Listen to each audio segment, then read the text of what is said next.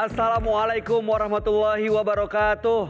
Waalaikumsalam warahmatullahi wabarakatuh. Sahabat Dasar dimanapun Anda berada, senang sekali pada kesempatan kali ini saya Bayu Oktara tentunya bersama Ustadz Dasat Latif bisa kembali menghampiri ruang Anda untuk membahas tema yang sangat menarik yang akan kita tuntas, kupas bersama tentunya hanya di Gaspol. Gaspol memang. Ustadz, yang akan kita bahas hari ini Ustadz sangat menarik. Ini adalah ketika ada orang ketiga. Wah, itu sering terjadi Pak Ustadz. Jangankan yang senior-senior yang tua-tua, yang anak muda juga sekarang tuh banyak banget terjerat dalam hubungan segitiga. Katanya mereka adalah sugar baby. Apa? Yang mencari sugar daddy. Sugar baby Pak Ustadz. Apa tuh? Jadi sugar baby itu disayang sama orang lain yang namanya sugar daddy, di mana orang lain ini adalah suami orang. Wih, Iya. ngeri pelakor. Ya iya kurang lebih sekarang istilahnya gitu Pak Ustadz. Nah sebelum kita lanjut Pak Ustadz bahas mengenai ini untuk kita dengar petua Ustadz Dasat Ya. mengenai tema kita hari ini. Kita akan undang narasumber kita. Satu kata aja deh untuk menggambarkan beliau. Beliau adalah seorang wanita yang berhasil melewati fase-fase bermasalah dengan orang ketiga dan sekarang sudah bangkit sukses walaupun menjadi seorang single. Langsung saja kita undang Ibu Nuri.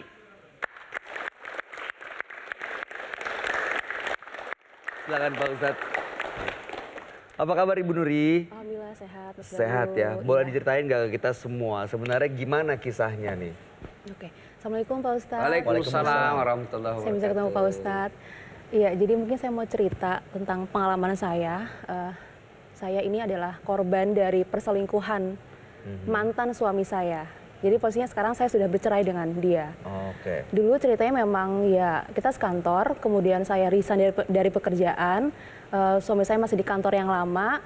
Kemudian saya mendengar kabar awalnya adalah dari teman-teman saya yang dulu masih bekerja di situ.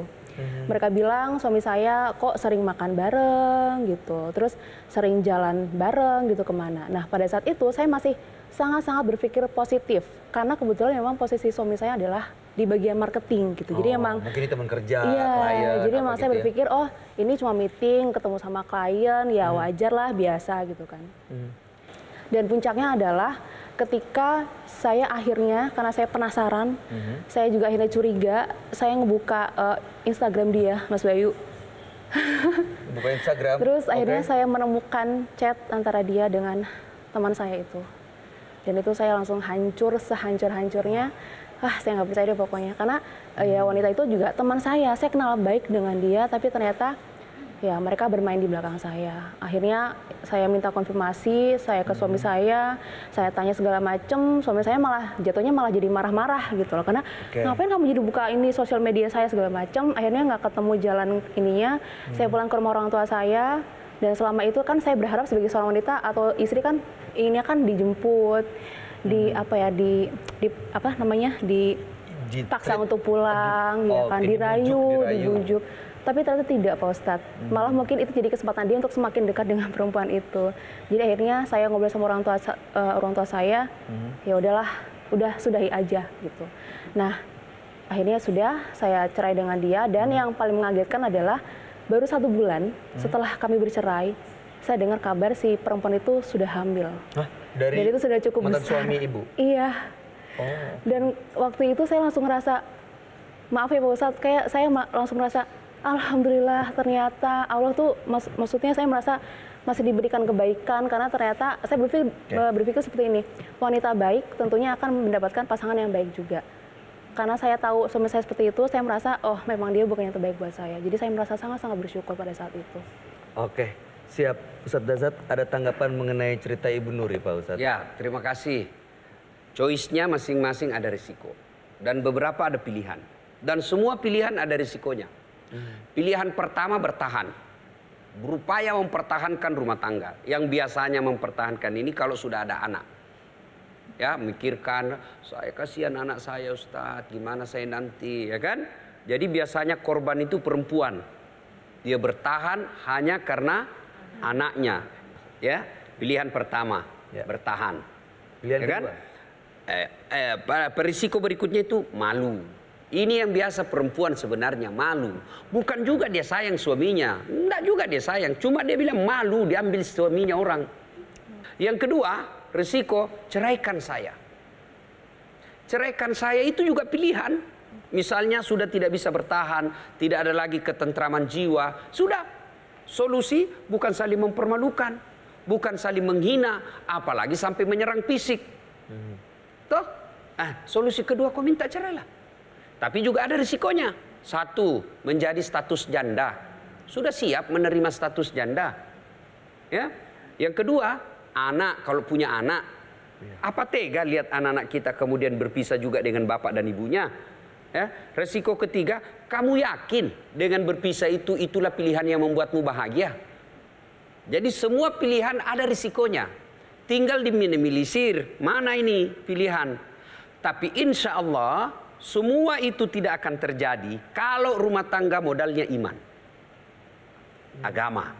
Itu kompasnya ya, Pak Iya. Jangan berpikir bahwa yang membuat bertahan rumah tangga uang banyak. Enggak. Ya. Kalau uang banyak membuat rumah tangga bahagia. Enggak ada tuh orang kaya cerai. Banyak. Orang miskin ngontrak-ngontrak bertahan sampai mati. Sementara orang kaya baru 2 tahun cerai. Ya kan? Jangan juga berpikir cinta. Makan itu cinta. Dari mana datangnya cinta? Dari mata turun ke hati. Dari Facebook turun ke WA. Dari mana datangnya kecewa? Setelah ketemu ternyata berbeda. Banyakan filter tuh pasti. Pak Ustadz, berarti sebenarnya di antara sekian banyak pilihan yang bisa membuat kita lebih tenang dan menentukan pilihan adalah agama itu, pemahaman agama. Nah, agama menghargai semua pilihan. Kalau ibu bertahan, saya mau menyelamatkan rumah tangga saya. Ya, apapun resikonya saya mau bertahan. Pilihan pertama kan sabar. Sabar itu ada batasnya. Selama masih ada batasnya bukan sabar itu. Tapi kesyakit hati Ustaz, ya memang berat. Kenapa? Karena hadiahnya sorga.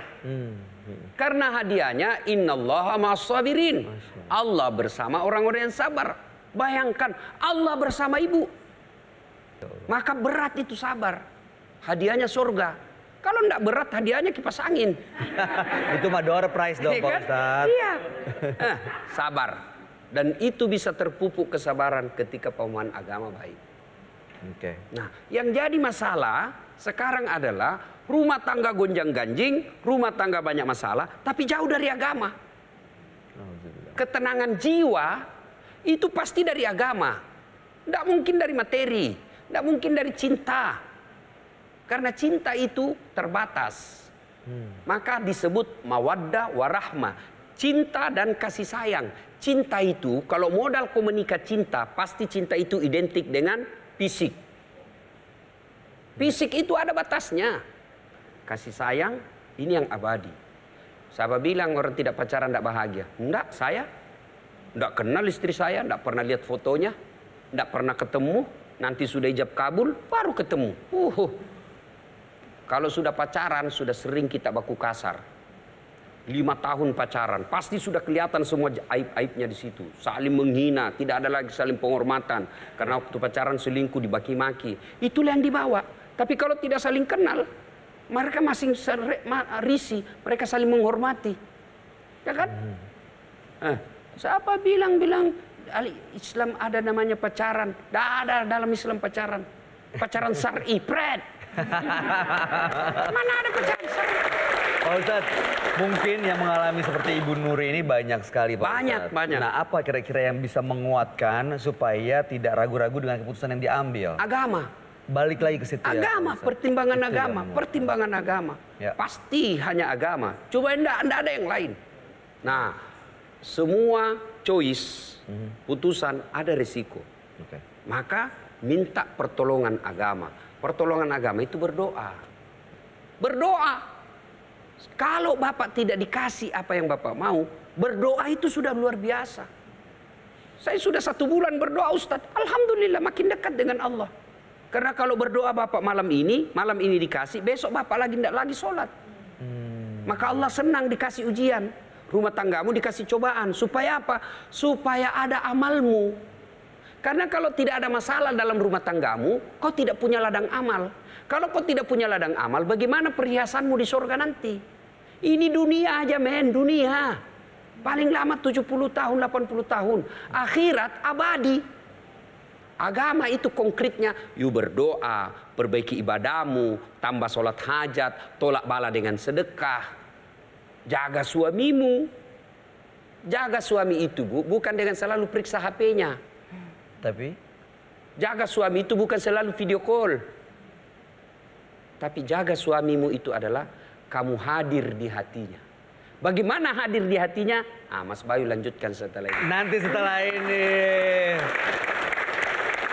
Waduh, tapi yang jelas kita mau ucapin terima kasih sebesar-besarnya untuk Ibu Nuri yang telah berbagi cerita buat kita semua. Mudah-mudahan yang mengalami hal sama seperti pengalaman Ibu Nuri bisa mengambil hikmah dan pelajaran bagaimana caranya supaya ya kita kalau misalnya sudah mengalami hal ini sekali nggak mau dua kali dong Ibu Nuri ya.